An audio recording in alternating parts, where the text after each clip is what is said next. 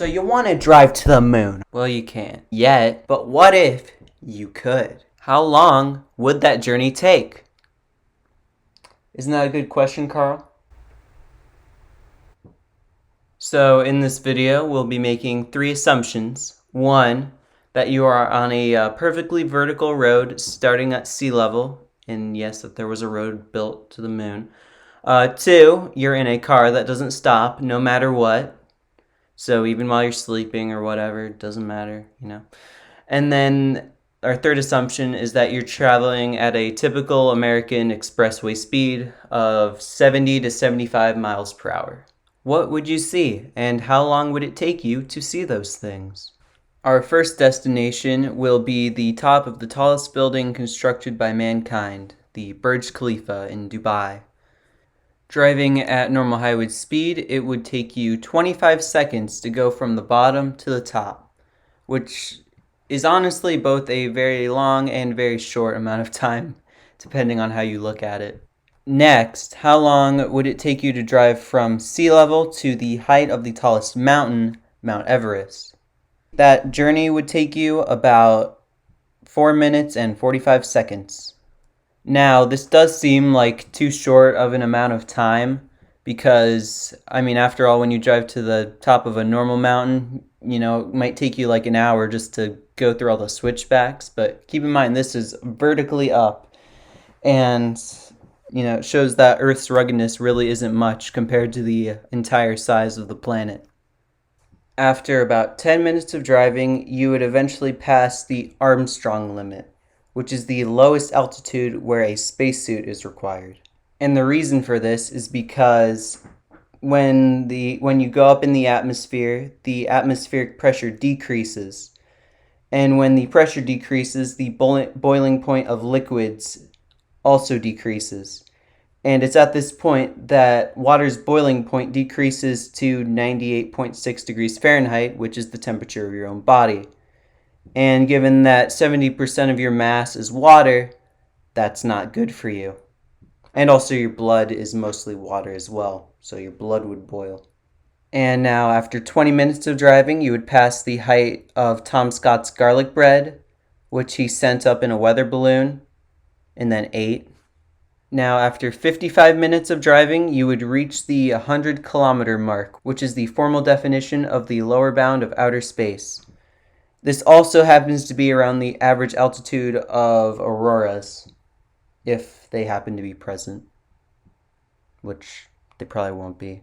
Sorry. After 3.5 hours of driving, you would finally reach the height of the International Space Station, and after 4.5 hours, you would reach the height of the Hubble Space Telescope. However, unfortunately, you couldn't hop aboard if they were in your area, because they would be whizzing by you at around 22 times the speed of sound. However, if you do want to end up docking to a satellite, you're in luck because the satellites at geostationary orbit around the Earth at the same rate that the Earth rotates. Well, how long would it take for you to reach geosynchronous orbit? Well, it would take you about 13.25 days to get there. In order to build a space elevator, it would most likely need to be connected to a geosynchronous orbit. If we get that done within our lifetime, in order for me to ride to the top, that elevator better be fast because I'm not waiting 13 days. But now at this point you probably are wondering, okay, wait, I clicked on this video just to see how long it would take me to drive to the moon. Why are you telling me all this other random crap?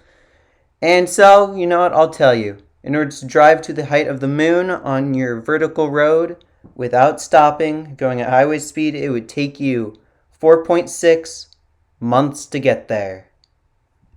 Yes, the moon is very far away. Now, in order to make the time that we're dealing with more conceivable in your brain, we'll switch out our car for a jet. Now, if you flew in the jet to the moon, again, if you ignore gravity and ignore the fact that a plane cannot fly if there's no air, but again, we've been ignoring a lot of things at this point, so just roll with it. It would take you 19 days to fly there, which is a lot more of a reasonable time, in my opinion. It's still a long time. It's nearly 3 weeks, but still, you're going to the moon. It's far. But wait, we're not done yet. We have more destinations that we can travel to. Like we traveled to the moon, now let's travel to the sun. So flying in our jet to the sun, it would only take us 19 and a half years. Aw, dang. Yep, we're gonna need a new vehicle again. Remember how I said the speed of the International Space Station was 22 times faster than the speed of sound? Yeah, let's fly in that. So flying around in the International Space Station, and this shortens our trip journey from 19 and a half years to 7.6 months, which is a lot better. It's still a long time, but again, given the distance, I think it's reasonable. But hey, we're not done yet because now we can go to Pluto. So, if we were to fly in the International Space Station to Pluto when it's closest to us, it would take us 18 years. Which, yeah, that's a long time. Okay, last vehicle change. So, the last vehicle that we'll try is the. Shut the hell up. Okay, so last we will try the fastest man made space probe, which was the Helios 2 probe in a brief sun flyby, because it used the gravity of the sun to accelerate to a very high speed. In fact, this speed was a whole 9 times faster than the International Space Station. So if you do the math, this would take our trip time to Pluto down from 18 to 2 years, which is pretty good. But, of course, we can go further. So last, let's see how long it would take for us to fly to Proxima Centauri in our super fastest thing, Helios 2 probe. It would take us 18,000 years. Mind-blowing, isn't it? This guy thinks so. Also, another thing that I'd like to mention is that my channel recently has grown a lot. So thank you to all my new subscribers who subscribed to my channel recently.